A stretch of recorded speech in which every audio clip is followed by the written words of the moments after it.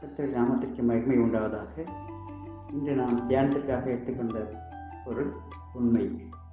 தம்மை நோக்கி கூப்பிடுகிறார் யாவருக்கும், உண்மையாய் தம்மை நோக்கி கூப்பிடுகிறார் யாவருக்கும் கர்த்தர் சமீபமாக இருக்கிறார் என்ற சங்கீதம் 145 கர்த்தர் நல்லவர், அவருடைய கிருபை என்றென்றைக்கும், அவருடைய உண்மை தலைமுறை தலைமுறைக்கும் உள்ளது. சங்கீதம் 105.